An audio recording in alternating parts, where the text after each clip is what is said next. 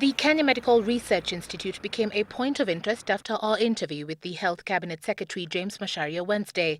It is this one institute he had told us that blood samples from suspected Ebola patients are taken for verification.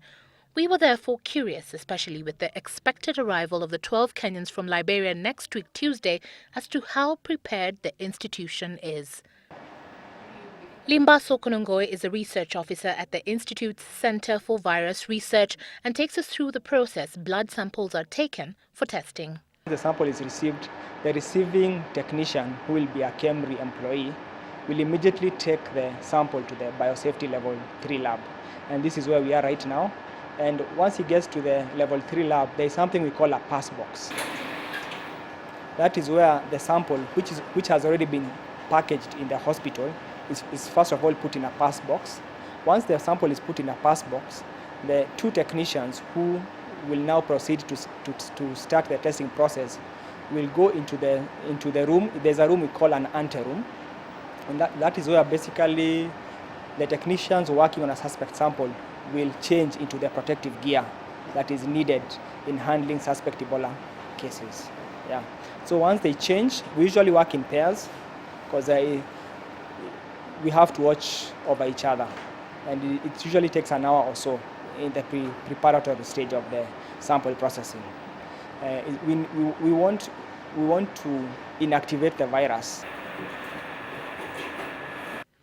The entire process, one we had to follow from outside as we had no access into the lab. For one to be able to access, you need to be trained on how to put on the protective suits appropriately, and also you need to be trained on infection prevention and control measures while working in a biosafety level 3 facility, and also you need to be able to be trained on how to ensure that all the equipment and all the pressure gauges are working as they should be. If found positive of the Ebola virus, the patients will be taken to the Kenyatta National Hospital's isolation unit, currently a temporary unit. It is a facility, though, that is adequately equipped, according to the doctor, to handle the situation. Again, negative pressure, but now it's like a ward that can accommodate like 2 patients.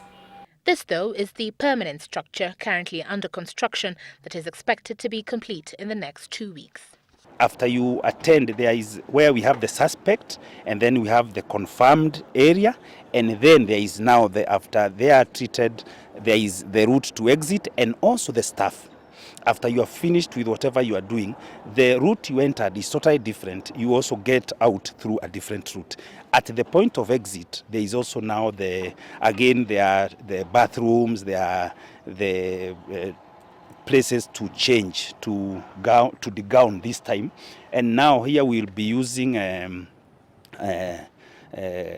not our clothes. We'll be using the clothes we use in theatre. A structure that upon completion will have costed over 100 million shillings.